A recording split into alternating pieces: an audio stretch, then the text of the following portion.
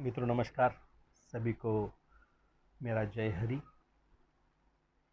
मित्रों, हमने 11वां भाग गोरक्षनाथ पर किया था। कुछ लोगों ने और गोरक्षनाथ के विषय में जानने की इच्छा प्रकट की। उनके लिए ये 12वां भाग हम लोग बना रहे हैं। मित्रों, गोरक्षनाथ इस देश की अद्भुत ऐसी देन है विश्व को। हमने विश्व को दिया गोरखनाथ। गोरखनाथ ने लगभग पूरा भारत, तत्कालीन भारत, अखंड भारत जिसे हम कहते हैं, मतलब अफगानिस्तान, काबुल, इधर तिबेट, ये वो सब पार, मलेशिया, सिंगापुर, जहाँ तक आज है ना थाईलैंड वगैरह, बर्मा पहले वो था, ये सारा, मतलब जहाँ जहाँ धरती थी, जब तक समंदर नहीं लगता तब तक उन्होंने यात्रा की और यात्रा करके उन्होंने धर्म का प्रचार किया, सत्य धर्म का प्रचार किया।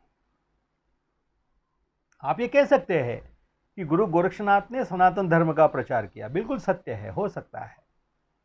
क्या हुआ था, वो वही समय था जब बौद्ध धर्म और जैन धर्म, इन्होंने, मतलब गौतम बुद्ध के विचारों से चलने वाले बड़े बड़े राजाओं ने प्रचार प्रसार जो है वो शुरू कर दिया था। महावीर के विचारों से प्रभावित होकर अनेक राजाओं ने उस धर्म का प्रचार, उस विचारों का विचार प्रसार शुरू कर दिया था। और सनातन धर्म जो था वो अड़चनों में आ गया था, कठिन परिस्थिति से गुजर रहा था। लोग जो थे वो, अनेक लोग जो थे अड़चन में थे। और उसके कारण क्या थे कि गौतम बुद्ध और महावीर ने क्या किया था, कर्मकांड, बाह्यांडंबर, अंधश्रद्धा विरहित नए समाज की रचना, नए धर्म की रचना उन्होंने करनी चाहिए थी। और बिल्कुल सत्य थी, समय की मांग थी। समय की मांग के अनुरूप ही बुद्ध और महावीर का आविर्भाव हुआ था। अगर बुद्ध और महावीर का आविर्भाव नहीं होता तो सनातन धर्म में शुद्धता जो है वो नहीं आती। जब गुरु गोरखनाथ ने देखा कि सनातन धर्म जो टूट रहा है उसके मूल कारण क्या है, तो उसके मूल कारण है जाति पाति व्यवस्था। वर्ण व्यवस्था बहुत खतरनाक हमारे देश में थी, वो जाति पाति वर्ण व्यवस्था एक। दूसरा अज्ञान, अशिक्षा, और तीसरा था अंधश्रद्धा, चौथी थी बाह्यांडंबर, पांचवा था कर्मकांड। और इन सारी चीजों में इस कदर उलझ कर रह गया था हिंदू समाज, या सनातन समाज उसे कहिए। हिंदू समाज, हिंदू ये शब्द ही पारसी शब्द है, बाद में आया। आप इसे सनातन समाज, सनातन धर्म या सनातन समाज ही कहे। तो उन सनातनियों में ये जो कर्मकांड, बाह्यांडंबर बढ़ गया था, तो गरीब से गरीब इंसान जो था वो धर्म की ओर आने के लिए डर रहा था, क्योंकि उसके पास धन नहीं होता था। कोई आदमी मर जाए तो उसे स्वर्ग में पहुंचाने के लिए जो तत्कालीन पुरोहित थे वो गाय मांगते थे, द्रव्य मांगते थे, कपड़े मांगते थे, अनाज मांगते थे। गरीब मजदूर आदमी के पास कहाँ था। तो वो क्या कर रहा था, उन लोगों को सहारा दे रहे थे गौतम बुद्ध। बुद्ध कह रहे थे कि कोई जाति पाति, कोई कर्मकांड, कोई ईश्वर ही नहीं है संसार में, तो कर्मकांड करने का मतलब ही नहीं। ये भगवान को छोड़ो, इन मंदिरों को छोड़ो। जब आप ईश्वर को छोड़ देंगे, ईश्वर को मानना छोड़ देंगे, तो आपको कोई सताने नहीं आएगा, कोई पुरोहित आपके पास नहीं आएगा, कोई व्यक्ति आकर आपको धर्म में जबरदस्ती खींच कर नहीं ले जाएगा। तो इस बात ने कई बेचारे दलित और दमन में जो लोग जी रहे थे, गरीबी में जो लोग जी रहे थे, उन लोगों को बहुत सहारा देने का काम तत्कालीन समाज में गौतम बुद्ध और उनके विचारकों ने किया था। उनके भिक्षुओं ने बहुत बड़ा आधार जो है समाज को दिया था। महावीर के भी शिष्यों ने आधार दिया था। हालांकि महावीर जो थे, आपने देखा होगा कि महावीर धीरे धीरे धीरे गरीबी से निकल के वो अमीरों के अब संत बन गए, अमीरों के धर्म के, अमीर लोगों के धर्म के वो संस्थापक बन गए। वस्तुतः जैन धर्म या महावीर के जो विचार थे वो इस कदर नहीं थे, लेकिन धीरे धीरे ये सारी चीज़ें में परिवर्तन आता गया। और आज आप देखेंगे कि जैन, आप कहें तो जैन साधु, भले वो आज कुछ दिगंबर रूप में घूमते हो या कुछ श्वेतांबर रूप में घूमते हो, लेकिन सभी लोग जो है अच्छे घरों में ही रहते हैं। उनके सारे अच्छे मतलब उनके जो शिष्य है वो अच्छे घरों में रहते हैं और वो उनकी सेवा जो है वो अच्छी तरह से करते हैं।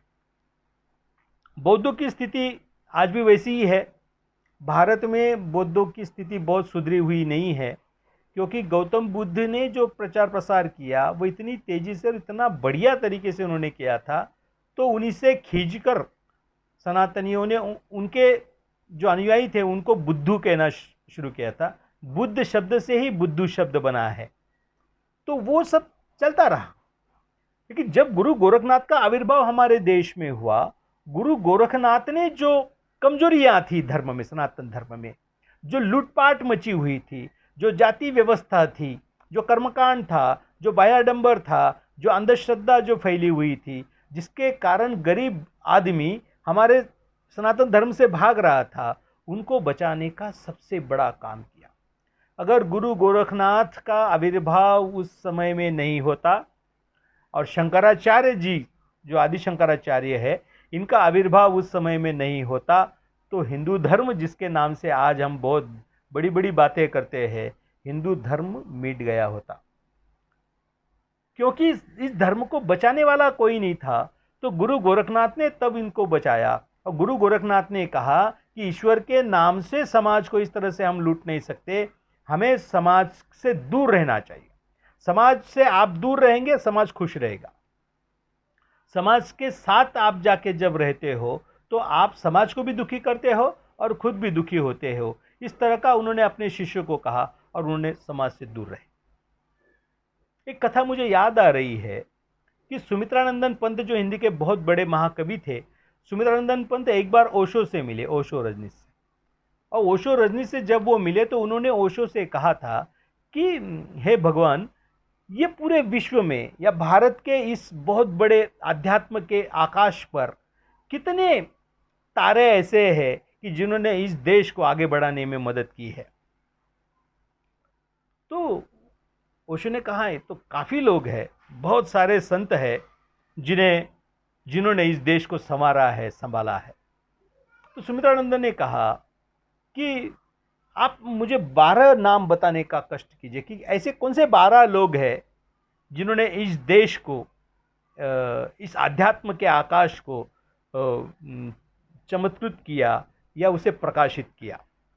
तो ओशो ने कहा था कृष्ण, पतंजलि, बुद्ध, महावीर, नागार्जुन, शंकर, गोरख, कबीर, नानक, मीरा, रामकृष्ण और कृष्णमूर्ति। ये 12 लोग हैं हमारे देश में जिन्होंने इस आध्यात्म के आकाश को प्रकाशित किया था, विशाल बनाया था। सुमित्रानंदन पंत ने कहा ठीक है, ये 12 लोग तो आपने बताए, लेकिन 12 में से अगर आपको कुछ कम लोगों को चुनना होगा तो आप क्या करेंगे? समझ लो आपको केवल 7 ही नाम आपको बताने हैं, तो आप क्या कहेंगे? तो ओशो ने कहा था ये 7 नाम मैं आपको बता सकता हूं, एक कृष्ण, पतंजलि, बुद्ध, महावीर, शंकर, कबीर, गोरखनाथ। ये 7 लोग हैं कि जिनको हम बता सकते हैं कि ये 7 लोग जिन्होंने इस आकाश को प्रकाशित किया। फिर उन्होंने कहा कि अगर समझ लो कि आपको 5 ही लोग बताने हैं तो आप क्या बताएंगे? तो उन्होंने कहा कि नागार्जुन जो है, उन्होंने कहा कि जो 5 लोग तुमने छोड़े हैं, आपने छोड़े हैं, वो 5 लोग किस आधार पर छोड़े? तो वो कहते हैं नागार्जुन जो है वो बुद्ध के ही बीच को उन्होंने बढ़ाया था, इसलिए नागार्जुन को छोड़ा जा सकता है। बुद्ध गंगोत्री है और नागार्जुन तीर्थस्थल है, तो हम तीर्थस्थल को छोड़ सकते हैं, गंगोत्री को नहीं छोड़ सकते। उसी तरह कृष्णमूर्ति भी छोड़े जा सकते हैं। कृष्णमूर्ति ने भी बुद्ध की ही बातें अपदीप भव को व्याख्या की है। अपदीप खुद प्रकाश, खुद का दिया खुद बनो या खुद प्रकाशित हो जाओ, यही तो कृष्णमूर्ति ने कहा था। इसलिए बुद्ध के कारण आप नागार्जुन को भी छोड़ सकते हैं, कृष्णमूर्ति को भी छोड़ सकते हैं। रामकृष्ण जो है, रामकृष्ण कृष्ण में लीन हो जाते हैं। मीरा जो है ये नानक, मीरा और नानक जो है ये कबीर में लीन हो जाते हैं। कबीर का पुरुष रूप नानक में है, तो कबीर का स्त्री रूप जो है वो मीरा में आपको देखने को मिलता है, ऐसा उन्होंने कहा। नानक में कबीर का पुरुष है तो मीरा में कबीर की स्त्री है, ऐसा उन्होंने कहा।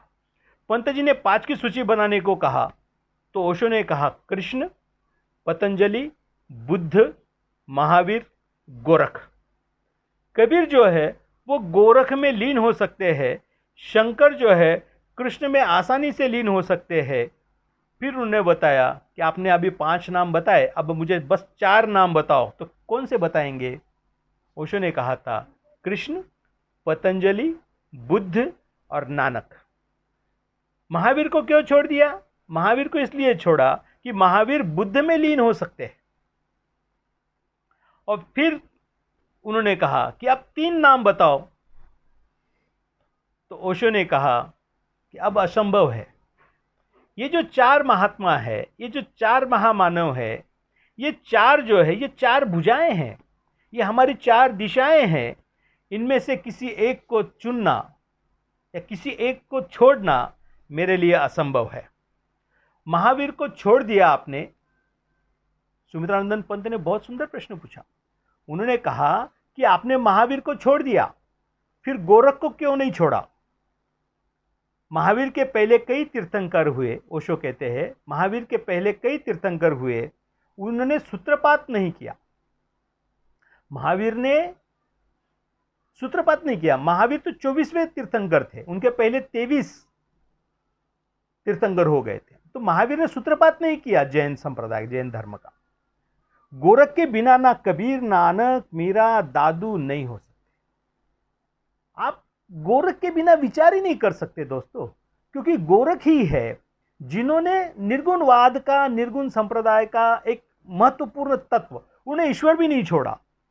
उन्हें कहा ईश्वर है लेकिन वो निर्गुण है और उसे प्राप्त किया जा सकता है। तो कैसे प्राप्त किया जा सकता है? कि अंतर्मुख होकर, आप अंतर्मुख हो जाए। और अंतर्मुख होने के लिए क्या करे? ध्यान धारणा करे। फिर वो ध्यान धारणा कौन सी करे? तो उन्होंने हजारों, सैकड़ों धारणाएं बताई कि ध्यान धारणा है, कि ये ध्यान धारणा की पद्धति है, ये पद्धति आप अपनाओ, आप ईश्वर को प्राप्त हो जाओगे, आप स्वयं ईश्वर हो जाओगे, आप स्वयं शिवत्व को प्राप्त हो जाएंगे। इस तरह से आप गोरखनाथ को छोड़कर इस भारत देश में किसी भी अध्यात्म की आप चर्चा नहीं कर सकते, इसलिए हम गोरख को नहीं छोड़ पाते। उन्होंने कहा पतंजलि के बिना योग संभव नहीं। पतंजलि ने योग दिया, मैंने आपको पिछले वीडियो में बताया कि पतंजलि ने अष्टांग योग बताए, लेकिन गुरु गोरखनाथ उनसे भी आगे चले गए, उन्होंने उसको षष्टांग योग कर दिया। उन्होंने 8 में से यम और नियम, ये दोनों चीज़ों को जो है वो निकाल दिया था। इस तरह का एक सर्वश्रेष्ठ पुरुष जो है, एक सर्वश्रेष्ठ आध्यात्म पुरुष, ये सर्वश्रेष्ठ ज्ञान का, ध्यान का सर्जक, इस तरह के जो है वो गोरखनाथ है, उनको हम छोड़ नहीं सकते। फिर ओशो कहते हैं कि कृष्ण के बिना प्रेम असंभव है। कृष्ण के बिना प्रेम की तो आप व्याख्या ही नहीं कर सकते, क्योंकि प्रेम को जिस तरह से उन्होंने जिया और प्रेम को जिस तरह से उन्होंने लोगों में अभिव्यक्त किया, लोगों को प्रेम की सच्ची परिभाषा अगर किसी ने सिखाई है तो वो कृष्ण ने सिखाई है। अगर आप कृष्ण को छोड़ देंगे तो आप प्रेम को छोड़ देंगे। जब आप प्रेम को छोड़ देंगे तो मनुष्य का और जानवर में कोई फर्क नहीं रह जाएगा। गोरख ने अंतर जगत में जाने के लिए बहुत द्वार खोले, उन्होंने कई कई विधियां बताई। अपूर्व व्यक्तित्व था गोरख का। राह को तोड़ने वाले को लोग भूल जाते हैं और माइलस्टोन को याद करते हैं। ये बहुत बड़ी चीज उन्होंने कहा। माइलस्टोन को हम याद करते हैं और नींव का जो पत्थर है उसे हम भूल जाते हैं। स्वयं ओशो ऐसा कहते हैं कि समझ लो, अगर आज आपको गोरख और कबीर में से किसी एक को चुनने को कहा जाए तो आप कबीर को चुनेंगे, आप गोरख को नहीं चुनेंगे, क्योंकि कबीर में गोरख का जो स्वरूप जो प्रकट हुआ है वो विद्रोही रूप से प्रकट हुआ है और उसे आप लोग अपनाएंगे। वस्तुतः कबीर ये माइलस्टोन है और गोरखनाथ जो है ये मूल पुरुष है, ये नींव है, इसके ओर हमें ध्यान देना चाहिए। गोरखनाथ अगर गंगोत्री है, कबीर अगर तीर्थस्थल है, तो गोरखनाथ जो है वो गंगोत्री है। लेकिन हम लोग हरिद्वार और काशी ही जाते हैं गंगा नहाने, हम गंगोत्री तक नहीं जाते। हम गंगोत्री जो है वो उसका मूल है। इसलिए ओशो कहते हैं कि गोरखनाथ ये हमारे हिंदू समाज के लिए, हिंदू धर्म के लिए, सनातन धर्म के लिए, जब समाज और धर्म ये टूट रहा था तब उसको बचाने वाले महात्मा है, ये महामानव है, वह ईश्वर स्वरूप है। उन्होंने समाज को कई कई रीतियों से संवारा है और वहाँ से उन लोगों को उन्होंने आगे बढ़ाया है। समाज का शुद्ध रूप जो है वो उन्होंने किया है। इसीलिए गोरखनाथ को भुलाना असंभव है। गोरखनाथ जो है वो अनगढ़ पत्थर है और कबीरदास जो है वो मंजे हुए पत्थर। आप कभी केदारनाथ गए हो? नहीं गए हो तो कभी जाओ, या फिर उस वहाँ का वीडियो अंदर में आप देखिए। वहाँ का जो शिवलिंग है ना वो अनगढ़ पत्थर से बना है। मैं जब वहाँ पे गया था दर्शन करने तो मुझे लगा अरे ऐसा कैसा शिवलिंग है ये, क्योंकि हमें गड़े हुए शिवलिंग देखने की आदत पड़ चुकी है। हम लोग बिल्कुल सुंदर रूप जो है शिवलिंग का उसे देखते हैं और हम उसे ही शिवलिंग समझते हैं। लेकिन केदारनाथ में जब उस शिवलिंग का आप दर्शन करेंगे तो आपको ये बात समझ में आएगी कि कबीर को गढ़ा हुआ पत्थर और गोरखनाथ को अनगढ़ पत्थर जो है ओशो ने क्यों कहा था। इसका ये मूल कारण है कि जो अनगढ़ होते हैं वह मूल होते हैं और हमें मूल को नहीं छोड़ना चाहिए। हम मरे हुए को फिर से मर सकते हैं, हम कबीर और शायद पैदा हो जाए, लेकिन गुरु गोरखनाथ जो है वो पैदा नहीं हो सकते। इसीलिए हमें इस बात की ओर ध्यान रखना चाहिए कि गुरु गोरखनाथ जो थे वो कोई आम व्यक्तित्व नहीं है, सामान्य व्यक्तित्व नहीं है। वह हमारे देश में बहुत बड़ा व्यक्तित्व हमारे देश में होकर गया, जिसने समाज को, धर्म को, जाति पाति, अंधश्रद्धा, कर्मकांड और बाह्याडंबर से बाहर निकाला और विशुद्ध रूप से प्रेम, मानवता, इसका जो प्रचार अगर सबसे पहले किसी ने किया होगा तो वो हमारे गुरु गोरखनाथ ने किया। और इसीलिए गुरु गोरखनाथ जो है इनकी बराबरी का कोई संत हम अभी हमारे भारतीय समाज में हम नहीं देख पाते। इसका मूल कारण ये था। और इतने सारे ग्रंथ लिखे गुरु गोरखनाथ ने, उन ग्रंथों के माध्यम से उन्होंने बहुत अध्ययन किया, बहुत लिखा, बहुत घूमे, बहुत लोगों को समझाया। और इस तरह का जो कार्य है, मतलब थेरोटिकल और प्रैक्टिकल अभ्यास भी वो उन्होंने अध्ययन भी किया और प्रैक्टिकल भी किया, प्रत्यक्ष भी किया। ये जो समन्वय है जो गुरु गोरखनाथ में है, ऐसा अद्भुत व्यक्तित्व संसार में बहुत बिरले होते हैं। इसलिए गुरु गोरखनाथ को मैं सादर वंदन करता हूँ, बहुत बहुत वंदन करता हूँ, कोटि कोटि वंदन करता हूँ। और उन आप सभी का बहुत बहुत अभिनंदन करता हूँ कि गुरु गोरखनाथ को आपने जानने के लिए मुझे ये वीडियो बनाने को कहा। आप सभी को मैं बहुत पुनश्च बहुत बहुत वंदन करता हूँ, आपका अभिनंदन करता हूँ और यहाँ पर रुकता हूँ। जय हरि।